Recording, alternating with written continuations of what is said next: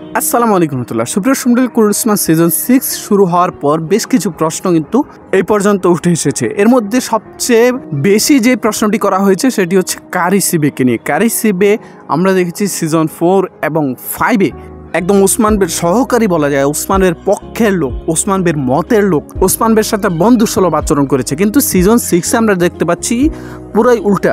কারিসিবে এখন ওসমান বের বিপক্ষে চলে গেছে এবং এমন ব্যবহার করতেছে যে মনে হচ্ছে তিনি ওসমান বের শত্রু।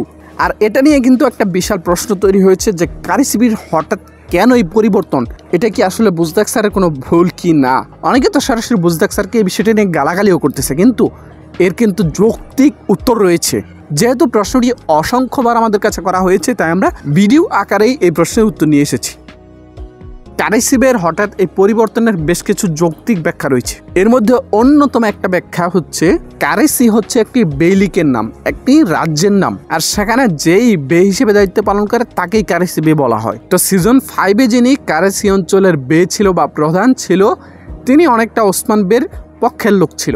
পরবর্তীতে সিজন 6-এ যিনি কারিসিবে হিসেবে এন্ট্রি করেছেন তিনি অন্য আরেকজন কারিসিবে, মানে কারিসি অঞ্চলের প্রধান চেঞ্জ হয়েছে। আগে যিনি ছিলেন এখন তিনি নাই। তো আগের প্রধান কেন চেঞ্জ হয়েছে, বে কেন চেঞ্জ হয়েছে, সে বিষয়টা যদিও ক্লিয়ার করা হয়নি, তবে বে চেঞ্জ হওয়ার অনেক কারণ থাকে। বসতি প্রধানরা মিলে নতুন বে নির্বাচন করে, অথবা পূর্বের বে মারা গেলে নতুন বে আবার নতুন করে নির্বাচন করা হয়। তো যে কোনো কারণে পূর্বের যে কারিসি বে ছিল, কারিসি প্রধান ছিল, তিনি এখন পরিবর্তন হয়ে অন্য আরেকজন কারিসি বে হয়েছেন, মানে কারিসির প্রধান হয়েছেন। আর নতুন যিনি কারিসি বে হয়েছেন তিনি অনেকটা ওসমান বের বিপক্ষের লোক, বা ওসমান বের যে মত তার বিপরীত মতের লোক হচ্ছেন কারিসি বে, যার কারণে কারিসি বের সাথে ওসমান বের একটি দ্বন্দ্ব লেগে রয়েছে। এবং এটা সিজন 6-এর একদম শুরু থেকে শুরু হয়েছে, বলা যায় লম্বা সময় ধরে এটা চলতে থাকবে।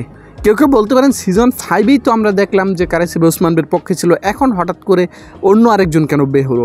ভাই, বে চেঞ্জ হওয়ার জন্য, বসতি প্রধান চেঞ্জ হওয়ার জন্য 1000 বছরের প্রয়োজন পড়ে না। পৃথিবীতে যত চেয়ার আছে সবচেয়ে নরবরে সবচেয়ে দুর্বল চেয়ার হচ্ছে ক্ষমতাসীনদের চেয়ার। এটা যে কোনো সময় ভেঙে পড়তে পারে। স্বৈরাচার হাসিনার মতো লোক বিদায় নিতে বাধ্য হয়েছে, বা তার আসন ছাড়তে, ক্ষমতা ছাড়তে বাধ্য হয়েছে। তো পূর্বের কারিসিবের পতন হয়তো স্বৈরাচার হাসিনার মতো হয় নাই, তবে ভিন্নভাবেও হতে পারে, বা তিনি নিজে স্বেচ্ছায় পদত্যাগ করতে পারেন। তাছাড়া সিজন 5 থেকে সিজন 6-এর মধ্যে 6 থেকে 9 মাসের একটি টাইম জাম্প হয়েছে। তো এই 6 থেকে 9 মাসের মধ্যে তো একজন বের পতন ঘটতেই পারে, এটা তো অসম্ভব কিছু না। তো যাই হোক দর্শক, আশা করি আপনাদের প্রশ্নের উত্তর পেয়ে গেছেন।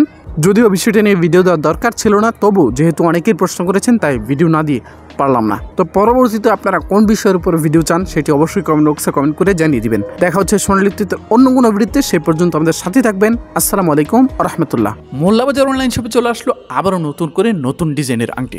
বাংলাদেশের যে কোনো প্রান্ত থেকে একদম ঘরে বসেই আপনার আঙুলের সাইজ অনুযায়ী স্ক্রিন দেওয়া নাম্বারে যোগাযোগ করে এই পণ্যগুলো কিনতে পারেন।